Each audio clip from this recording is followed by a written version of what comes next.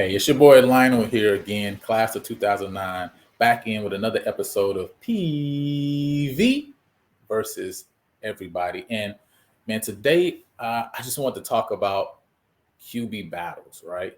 I think when you look all around the SWAC right now this year, from the spring to the fall, camps of so many football teams, you see QB battles going on. And, whether you talk about Grambling with Julian Calvez and Miles Crawley, whether you talk about Southern with their QB battle that, Mr. Blood won out, or Jackson State, that Jason Brown got the nod, as we saw, right? But even up to Alabama A&M, Alabama State, et cetera, right? You see so many QB battles going on.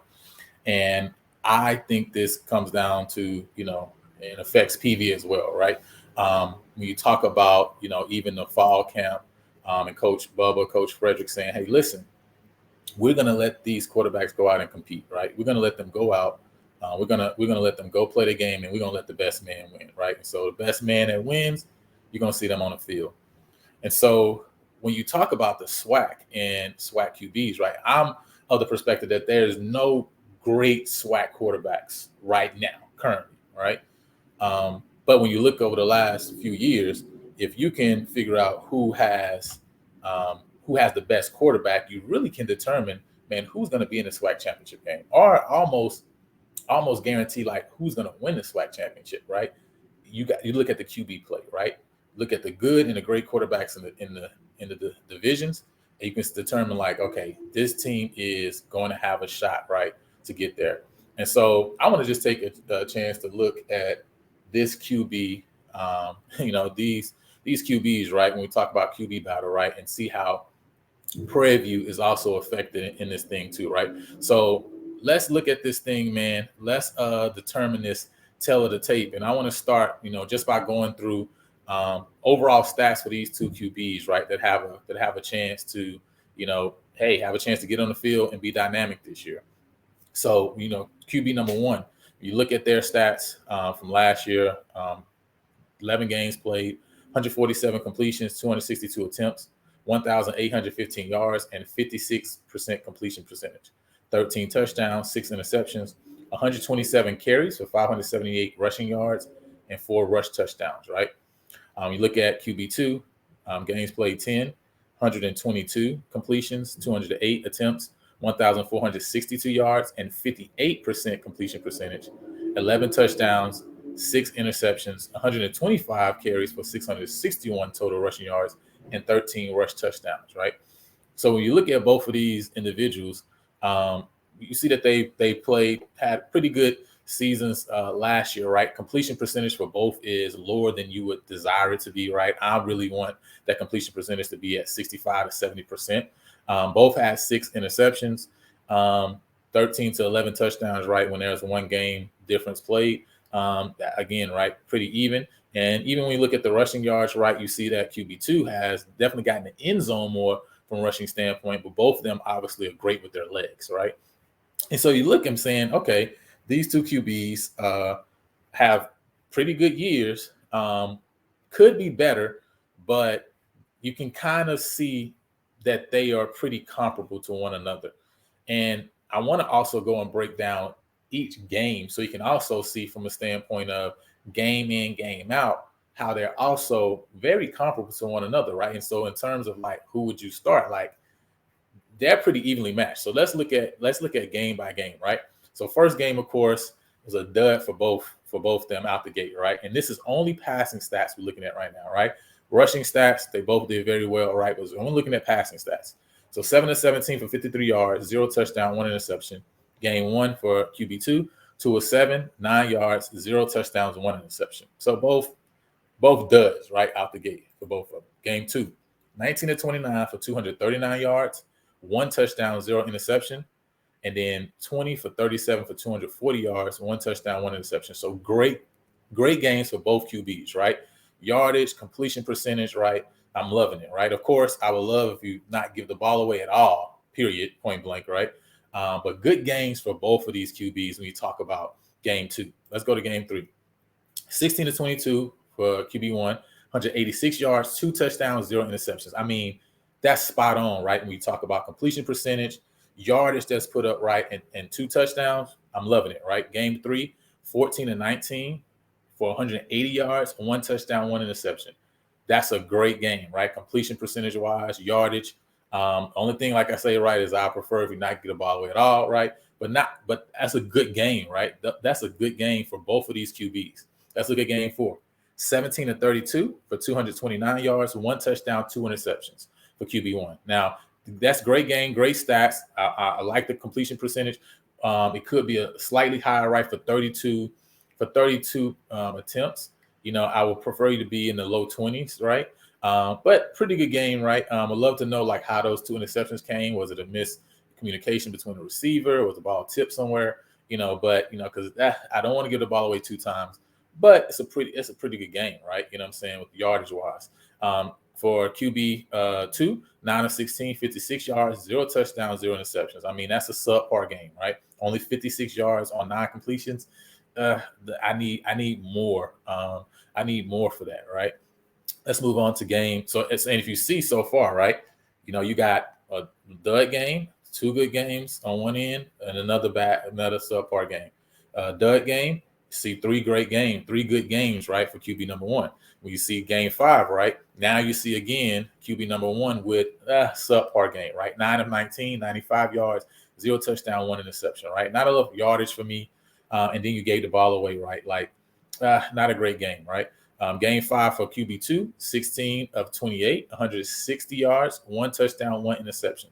Pretty good game, right? I would love for the yardage to be a little bit higher, based on especially the amount of completions and especially based on the amount of throws you had, right? Of course, I would love completion percentage a little bit higher, but that's not bad completion percentage wise, right? I'd take 16 to 28, right? Let's go to game number 6. 21 of 33 for 211 yards, 1 touchdown, 1 interception. Good game, right? That's a good game. Game 6, 15 of 21, 179 yards, 2 touchdowns.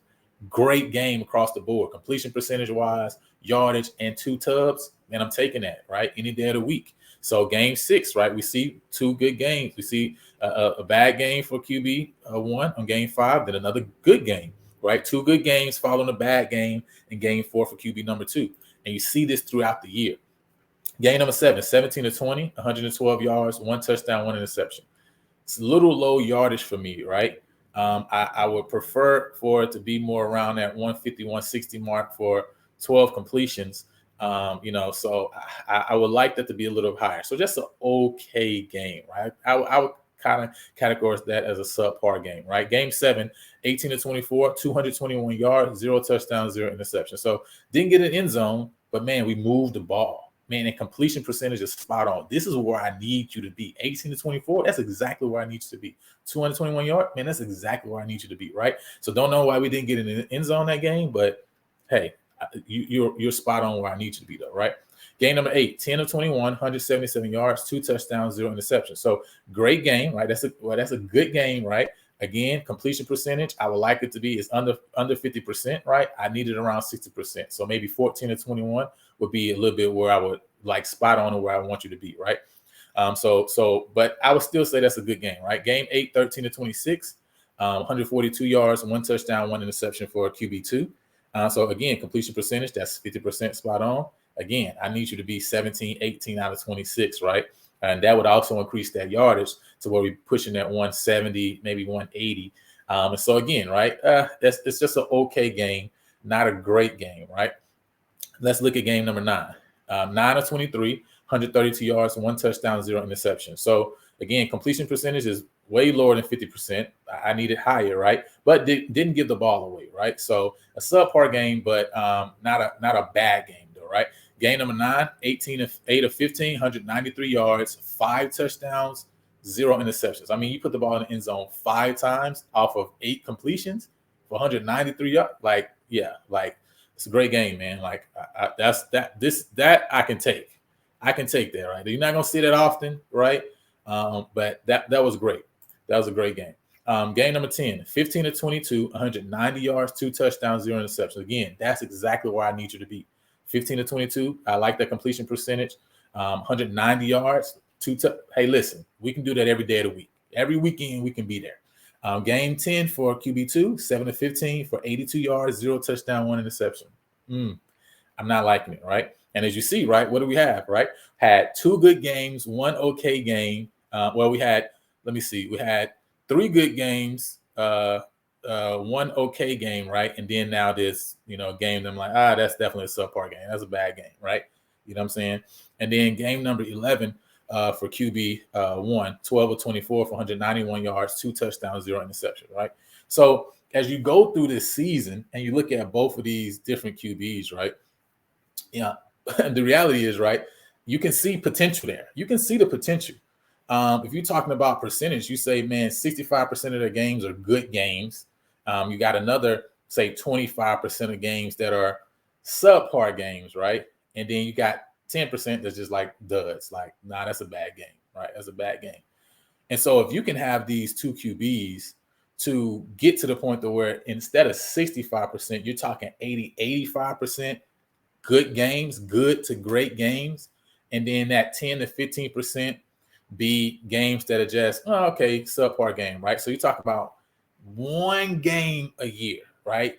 1 game a year that you say, okay, 1 to 2 games you say, okay, this is just an okay game, right? No subpar, no bad games, but 2 games where it's like, it's okay, right? It's not great, but it's not horrible either, right? You know what I'm saying? And so if you can get to that point, then now you're talking about having good, great SWAC quarterbacks. And like I said earlier, if you have a good SWAC quarterback, you have a great SWAC quarterback, that means you got a chance at the championship. You got a chance at winning the chip and getting to the Celebration Bowl. And I think when we look at these 2 QBs, right, the potential is there for them to be good quarterbacks. The potential is there for them to be in the SWAC what their teams need them to be in order to take them to the championship, right? And so in terms of which one you would want to roll with, which one you want to start, I feel like the potential is there for both. And both of these are none other than Andrew Body and Traezon Conley, right? When you look at their numbers, I mean, they're comparable. They're like 1-to-1. But the hype train for Mr. Body is out the roof. It's astronomical. And it may be because people are judging him based on the potential that he has. And I think he does have that potential. But what he has shown on the field is that he has not shown himself consistently to be a good to great quarterback in the SWAC. And that's how I'm judging it. I'm judging it based on what have you done on the field, right? What have you done for me lately?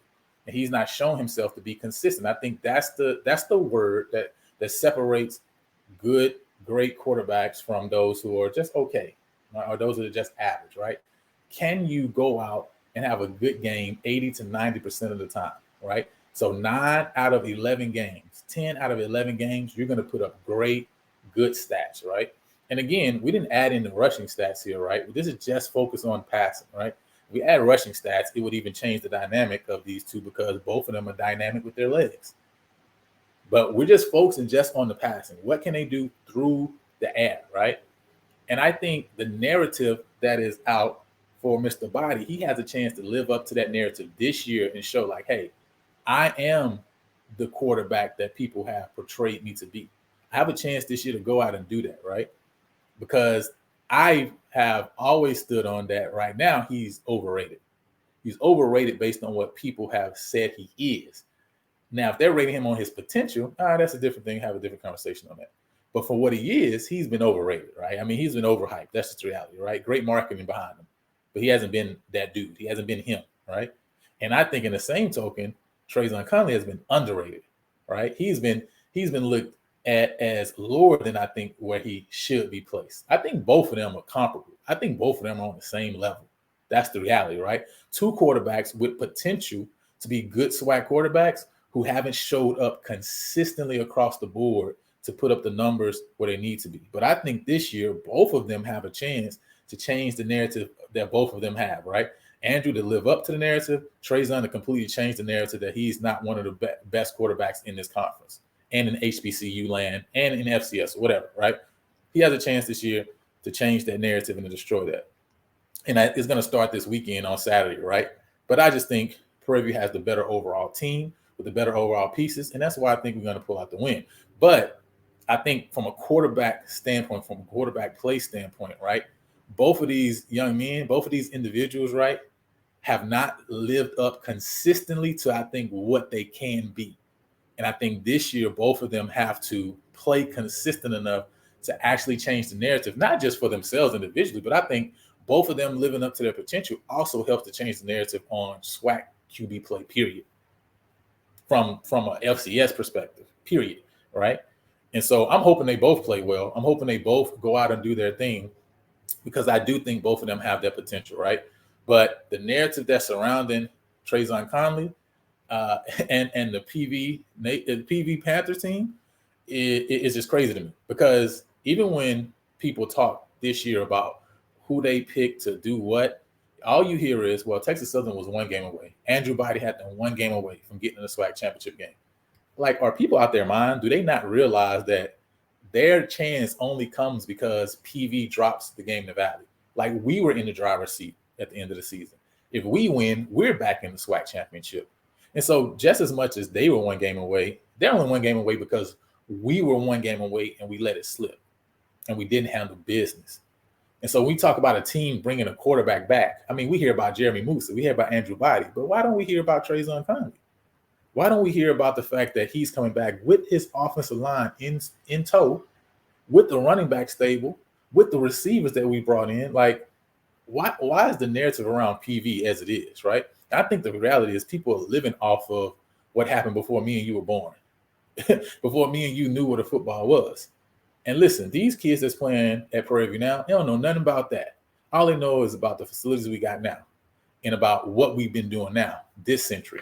Because over the last 12 years, and you can go look it up for yourself, I've already done the research. Over the last 12 years, the team with the winningest record, right, with the best win percentage, both in the SWAC and overall, is Prairie View A&M University.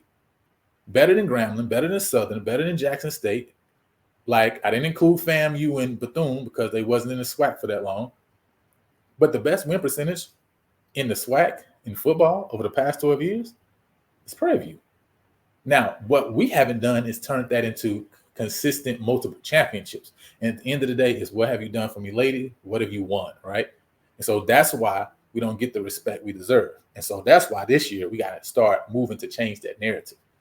But if you talk about what team has continually been competitive in this conference, man, it's Prairie View, right? Most consecutive seasons with a winning record in the SWAC, that's us. Like, the best win percentage in the SWAC over the last decade, that's us. The best overall record over the last decade, that's us. That's us, right? So this narrative is out there that they want to hold us to from years ago when we had no scholarships. They're just blowing smoke out their ears, because that's not the reality. That's not who we are, all right? We're going to be one of the best football teams, not just this year, but for years to come. And this year, we're going to win the SWAC chip. Like, mark my words. So anyway, I just want to come on and share that, man, get my perspective on these two QBs and on, man, this QB battle that's going to start this weekend. And so I pray that both of them play up to their potential. And I think if that happens, then Prairie View definitely will take the win, because I think we got the better athletes. And I think at the end of the day, we got the better team, right? Better team, better talent, better coach players, better coaches, right? And so, but we'll see what happens this weekend, man. But make sure y'all tune in and y'all let me know, man. What do y'all think? Hey, do y'all think, Trayvon gets the respect that he deserves?